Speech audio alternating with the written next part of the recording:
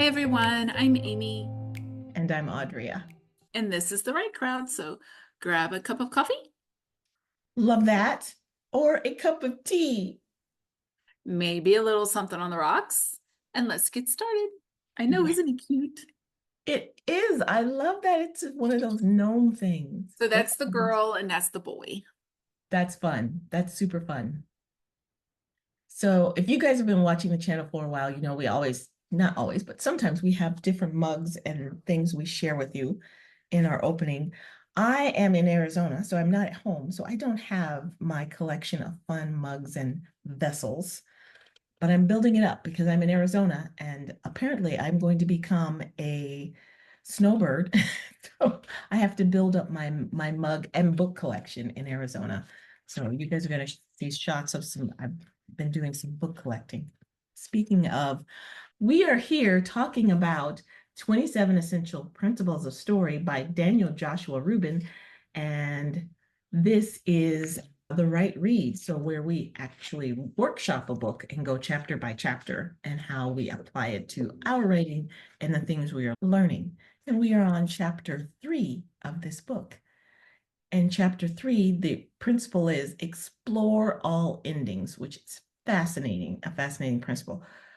The quick take on this one, and again, in the book, the way it's structured, there are 27 principles of story, one for each chapter, and then each chapter is broken up into a quick take on that particular principle, how it works, where he gives you all of the structure and how to, and then he gives you how the master did it. Oh, So for I this was one, for this oh, chapter, you do how a it. master did it is The Night of, which is an HBO TV series. I do not have HBO, so I cannot say anything about it. And then after How a Master Did It comes How You Do It, and then the mini final exam and the continuing ed, which we will get to all of that when we get through the chapter. So at the beginning, quick takes. Anything to say on that?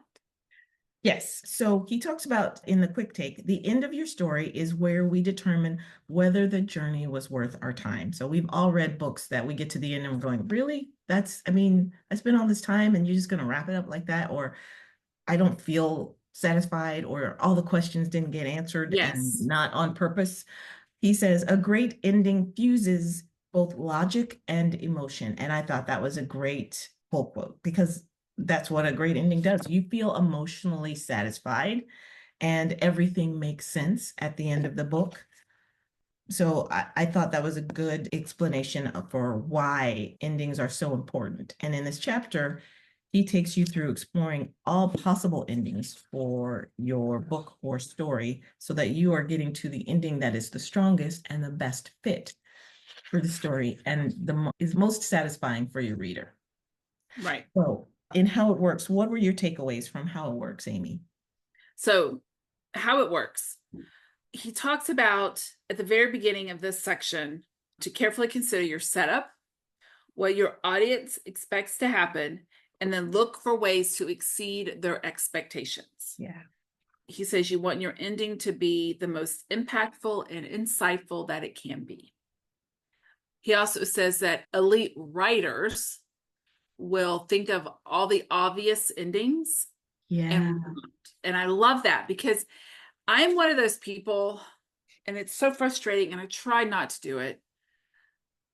But in the first 5, 10, maybe 30 minutes of a movie, I know.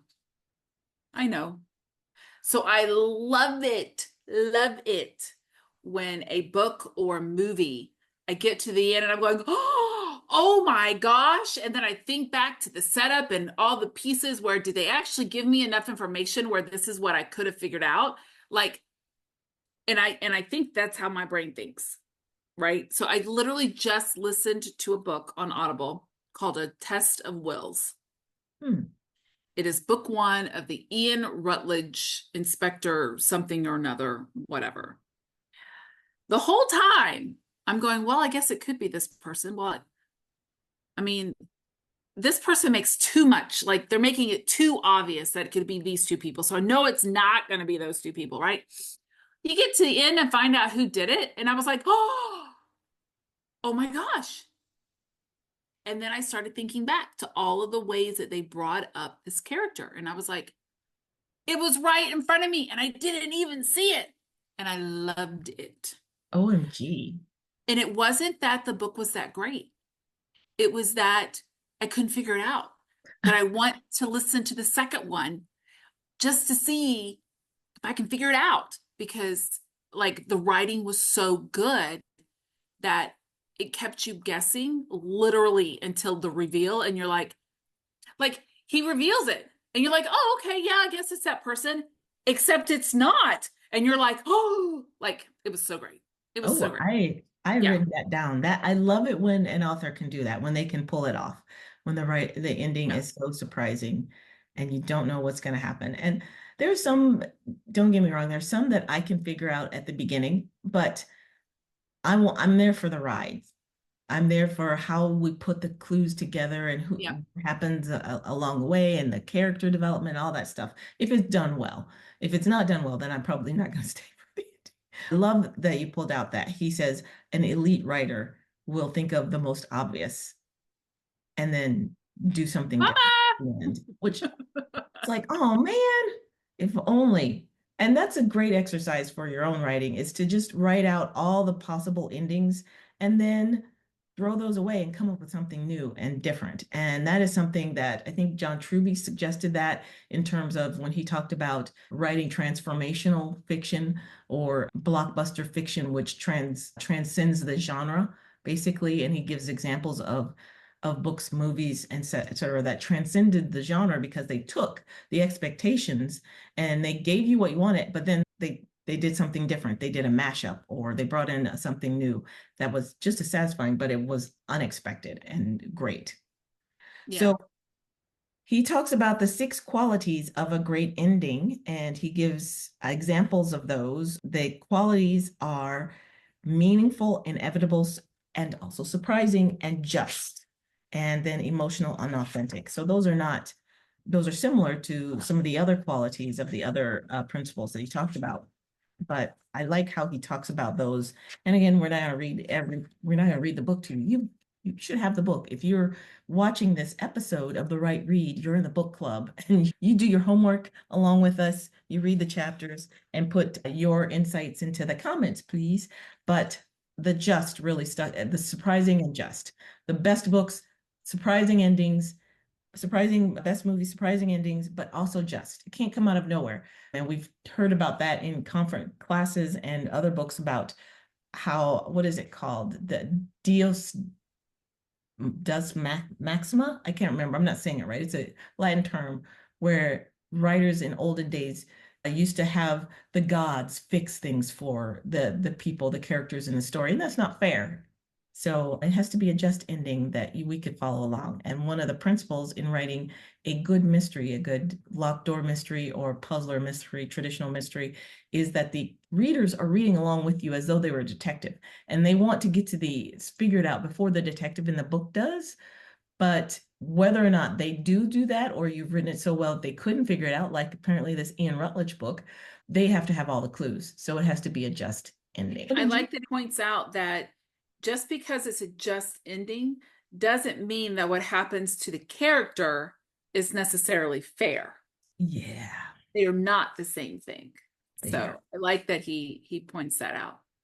In the emotional, I like at the end of that, he talks about that as a writer, you want to deliver a major jolt of emotion in the very final moment to give your audience or reader something to help make the experience last.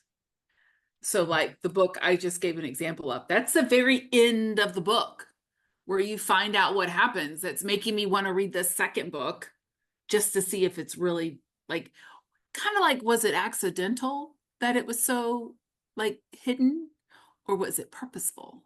If it was purposeful, this may be a problem because I think there's like 20 something books in this Ian Rutledge series.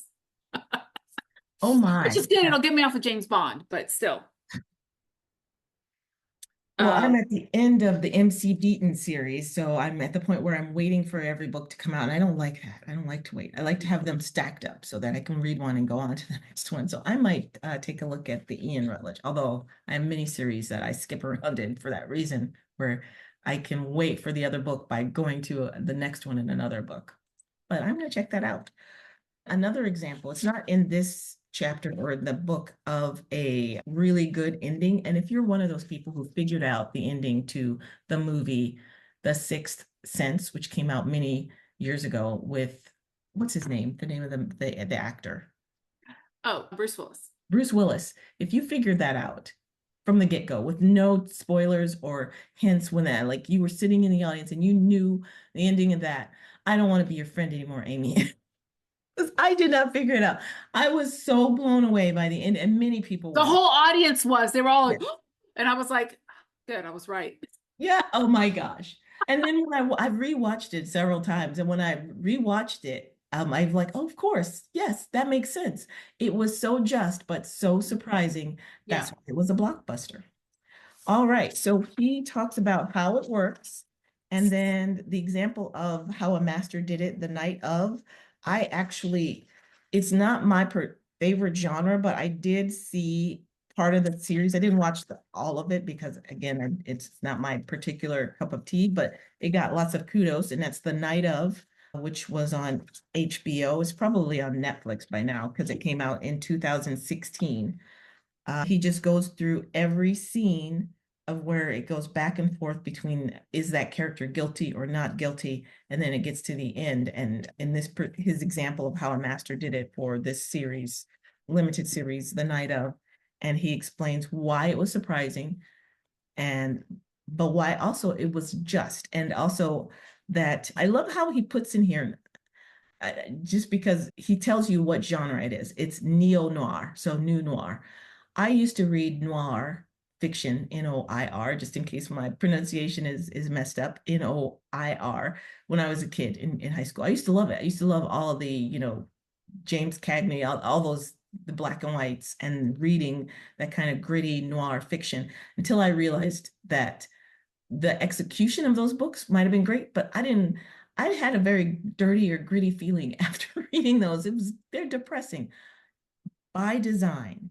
And so that is a hint to why I probably wouldn't finish that series or The Night of. It's because it's neo noir and it's dark by design. And the ending is not, you know, I'm not giving anything away when I say it's not a happy ending, because it's noir. Noir does not have a happy ending. Noir must have typically a just ending.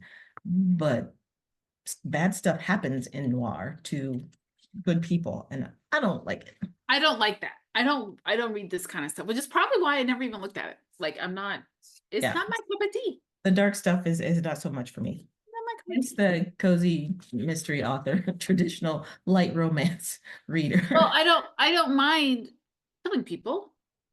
Yeah, well, that's different. Um, but it needs to be just.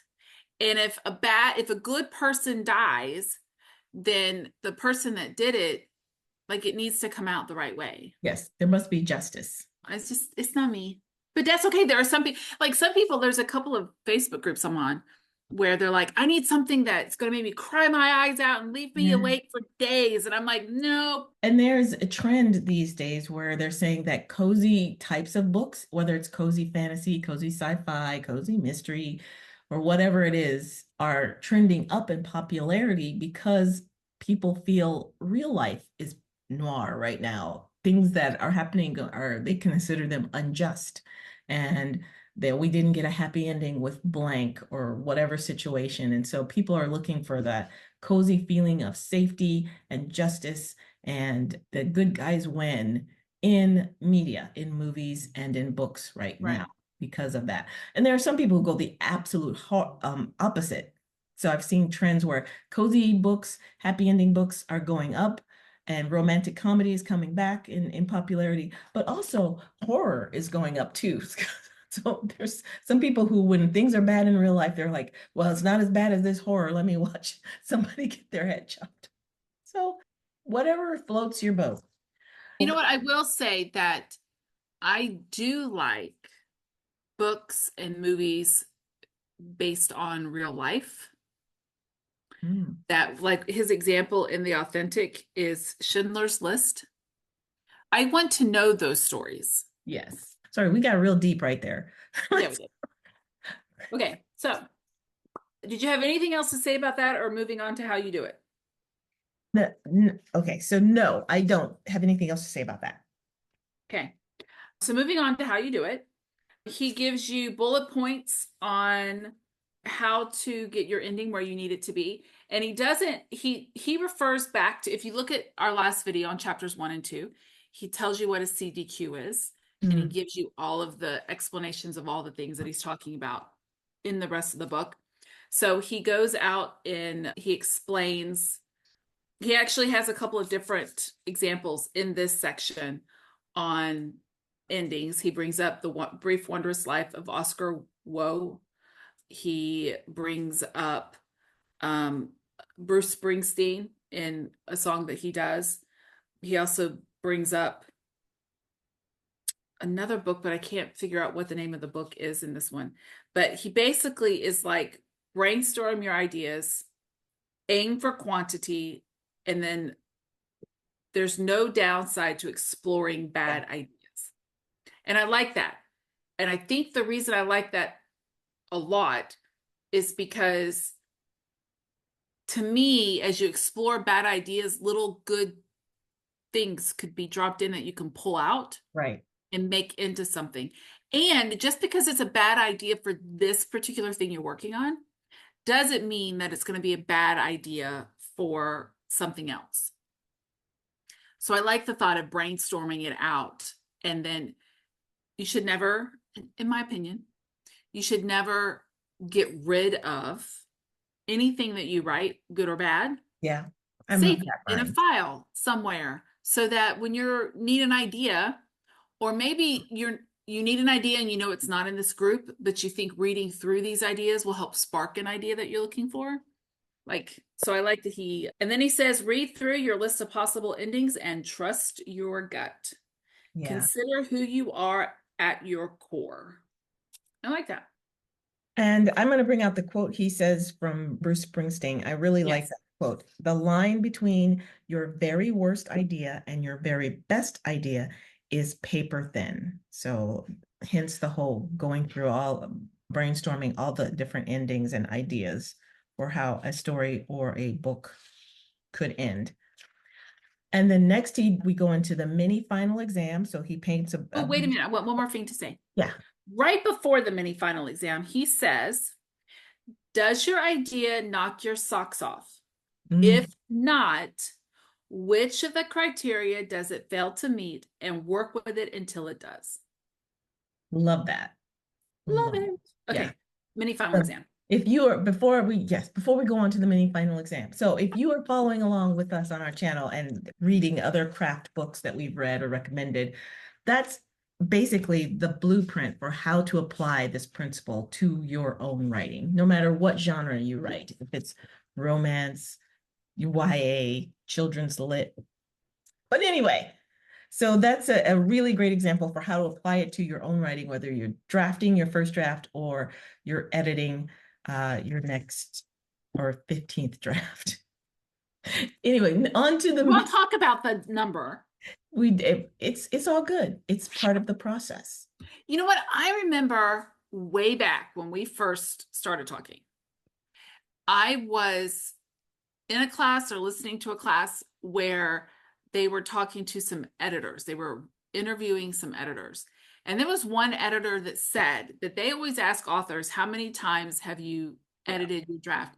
And this person said that if the writer didn't say, if the number wasn't 15 or greater, they weren't even interested in reading what they Yeah. had written. Yep. I've heard that. So I don't feel bad that I go through my stuff so many times. Of course, I need to publish something, but I don't feel bad that I go through my stuff so many times, because it means I'm getting all of the yuck out. Yes, it does. Yeah, and that's how I feel too. I can literally and figuratively, sorry, see the difference between my first draft of this series, the first book in the series, and that changed first, I switched places with books a few times, but the first draft of it and the draft I'm on now, I can see how it has improved. So it's all been worthwhile, and learning these principles and that's why we love doing the author craft book club, because as we learn principles, we can apply them to our writing and help to improve our writing. And that's the whole purpose of this stuff.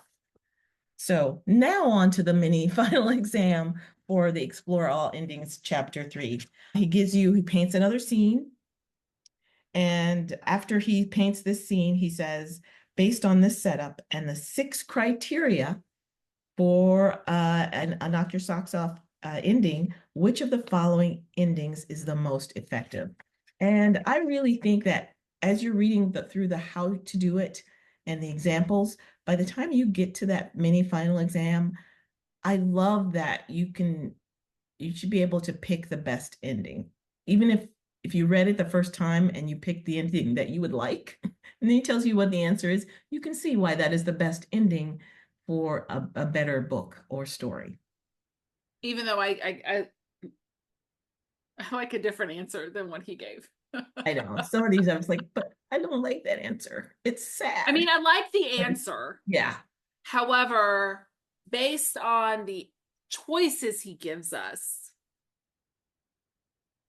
I think one's more romantic. Yeah. And it's all up to you as the Yeah, author.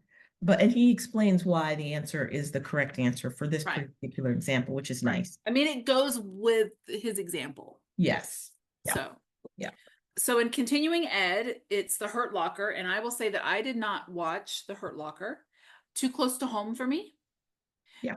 So there are some movies, even though I like real life, I just said I like the real life, not when they're that close to home. So I did not, and I probably never will watch The Hurt Locker.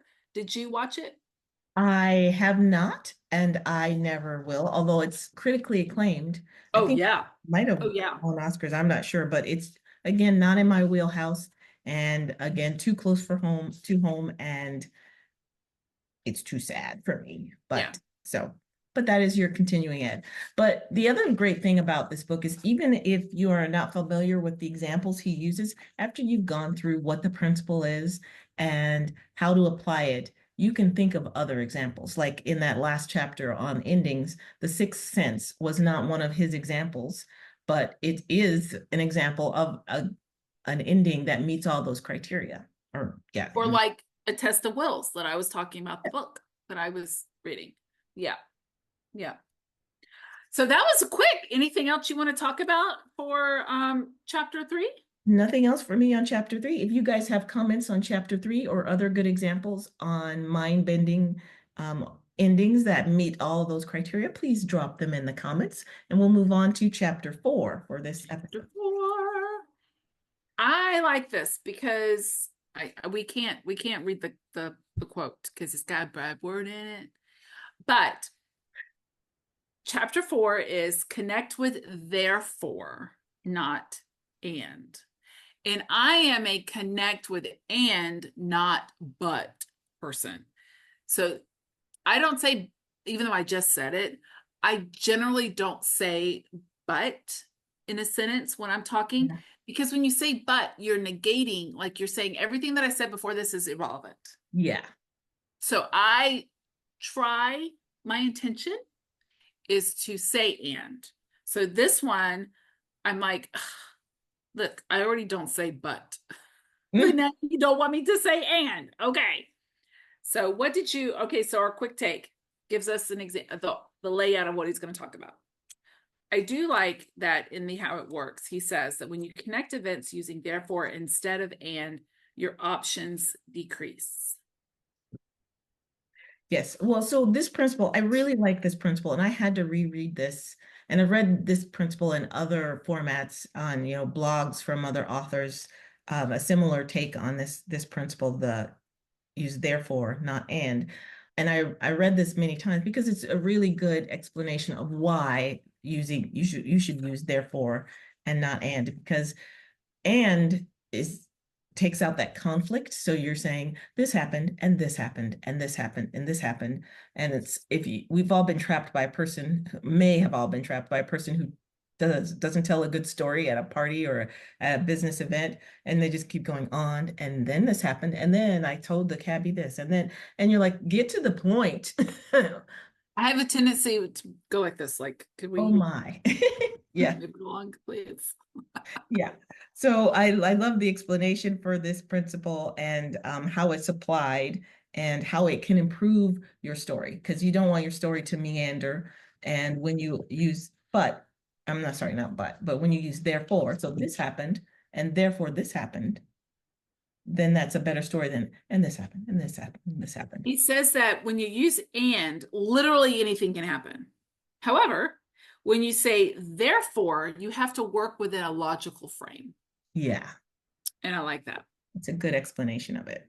Yeah. So the example in the How a Master Did It is so fun. It is an episode of the breast cancer show ever. It's an episode of South Park, and the episode is the breast cancer show ever, which is play on words, and it's from 2008, and it's from the show South Park that has been in production for forever, and it's a cute show. I've watched it many times. So one of my supervisors at work, she cannot understand why I don't watch South Park, and she always is trying to give me examples from South Park. She loves South Park, and she's like, "Oh, that's right. You don't have any idea what I'm talking about." I'm like, "No, I don't. I do not. But continue to tell me whatever it is that you're trying to tell me." yeah, She loves South Park. it's a very well, I mean, it wouldn't be in production for this long if it wasn't a good show. I mean, it's a good quality show. It is, for those of you who've never watched it or not watched it, it is gross and there's some bad things and it has foul language, and these are cartoon character children that all of this. But it's an adult cartoon. Yes, even though there's children. It's very much an adult cartoon about these kids in South Park, but it's fun and it's irreverent and it's often timely, and it's a fun show. I think it's a fun show, but there are many people who are offended or just can't watch it or don't watch it. All right, so he applies, but even if you don't watch South Park, you can see by the illustrations of how a master did it in the chapter of how the therefore is applied. So you can see as we go through with what Cartman is the character in he's an abhorrent person, just a terrible person. Little kid, and he's irredeemable. And so he tells you exactly what happens in the episode, and he ends each example with therefore. So example would be from the book: Wendy begins a presentation to her 4th grade class about breast cancer awareness. Therefore, Cartman interrupts her with immature jokes. Therefore, so you're building that tension of what's going to happen and drawing the reader or watcher, viewer in. And he says, as after he gives those examples from the episode, do you feel how tension builds and the stakes are raised every time that therefore lands? So it's a great way. Even as I say, if you don't watch the show, if you have never seen that episode, you can see how the tension is built in that episode from the examples he pulled out. And no time is wasted. Yes, no time at all. To the point. And it's a great thing to show the no time is wasted, because the cartoons are short and as a medium, so you don't have a lot of time to meander in the cartoon in that medium. So then we get to the how you do it. So his first point on this, because he gives you bullet points as he does in all the chapters, your objective is to generate action and keep your narrative tightly focused and on track from start to finish. And then what the part in this that I have highlighted, it says, go back to your character's dramatic need. What is their object of desire and why do they need to acquire it? Get clear on this and be specific. If you don't know, how are you going to let your readers know? Yes, and that's a good illustration for how to apply this principle. And one of the examples or things he writes is, it's no accident that many great writers, Shakespeare, Quentin Tarantino, Tracy Letts, began their careers as actors they know how to access emotion. And one of the ways he says you can apply this principle is to get into the mind of your character and do some method acting of how they would react, Yep. respond to things. It's a great way to act out or map out a scene or story. He says that one way to do that is to simply state out, this happens, therefore, and then add what happens. And see if you can write at least 20 of these. And it should be a chain of cause and effect as you write them out. This happened, therefore this happened, therefore this happened, therefore this happened. See how, like, if you can carry it out. I have, so as an example, in my own story, I have a scene that I love the scene because it's one of those introduction to the family, building the community scenes. But the feedback I got from the editor was the scene is going on for a little while. I see that you're introducing characters and there's lots of characters and we're learning more about the main character, but the scene is a little long. And I think, and I've been rewriting and working on this scene to tighten it and to drop the clues that I need to drop and introduce characters, but only the characters I need to introduce. I think what I'm going to do with this scene is apply the therefore technique of writing outlining it with the, because it's already written. So I pantsed through it and I pantsed through it and just made it too long, obviously, and it didn't get to the point. So it's a scene that meanders. And I think I'm going to fix it using this therefore principle. Awesome. I have nothing else for that part. A mini final exam is the following is an outline for a chapter in a thriller. Cut the two weakest plot points, the ones that interrupt the story's flow. And he gives you 12 plot points. And he wants you to take away 2 of them that make it not go as smoothly as it could. Or I that like don't that. drive the story. Yeah. Right. And I think that's a great example. I mean, the final exam is a great example for how to outline a scene. And he says this is for a chapter in a thriller. So every beat has to drive that story forward because it's a thriller and they're usually action packed and Yeah. fast paced. So that's a mini final exam. The continuing ed for the connect with therefore, not and principle is to watch the first scene of the 1992 Seinfeld episode, The Contest. It begins with George Costanza telling Elaine, Jerry, and Kramer a story about something that happened with his mother. And as you read that example, you can find that episode pretty easily anywhere, most likely for free since it's from 1992. Since it's from when I was in high school. If you don't remember it off the top of your head, it's always rerunning somewhere. Yeah. Yeah. Seinfeld you can find anywhere. Yep. And I just love how Daniel Joshua Rubin is using all kinds of media, cartoons, Yeah. series, limited series, drama, comedy, etc., to illustrate the principles in the 27 essential principles of story. So that is chapter 4 for this episode of That one was quick. Quick, the right crowds, the right read. The book we're workshopping again is 27 Essential Principles of Story by Daniel Joshua Rubin. It's really good and it's actionable, which a lot of people look for in a craft book for authors or writing craft book. So go out and get it if you have not, and join us on the next episode as we continue to explore the 27 essential principles of story. Thank you. Oh, and don't forget to like and subscribe and tell your other author buddies about this channel if you like it. Bye. Bye.